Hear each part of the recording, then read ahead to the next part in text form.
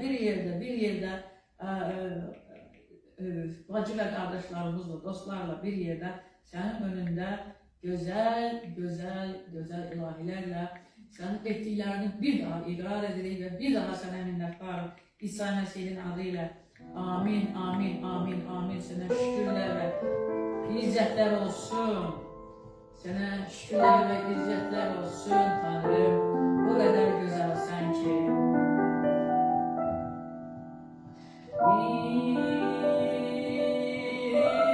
İsa Məsih,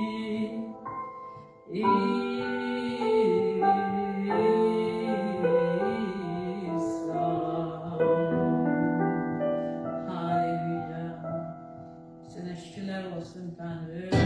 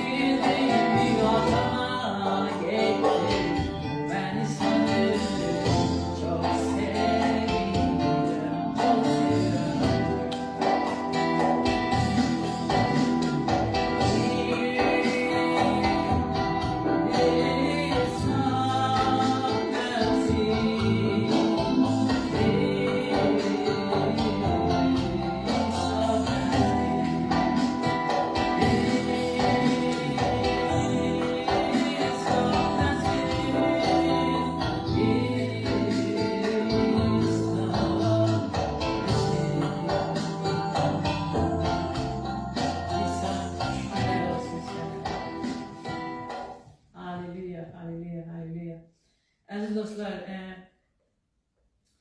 biz onsuz da nə söz desək, bizim söz bazamız sərhədləndir.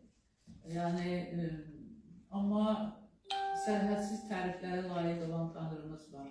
Onda hər şey sərhədsizdir. O bizi bilir, çünki saatı, vaxtı, dəqiqəni bizim həyatımıza, bu dünyaya qoyan odur. Bu dünyadan köçdüyümüz zaman, yəni məkanımızı dəyişdiyimiz zaman, ruhumuz İsa'ya getdiyi zaman biz də sonsuzluğa, yəni sərhədsiz, sınırsızlıq həyatımıza qovuşucuq. Onun üçün də bu həyatımızın dərdini çəkək. Onun dərdisinə qalaq ki, Rəbbi nə qədər razı salaq, Rəbbi heç kədərləndirməyək, əziz dostlar.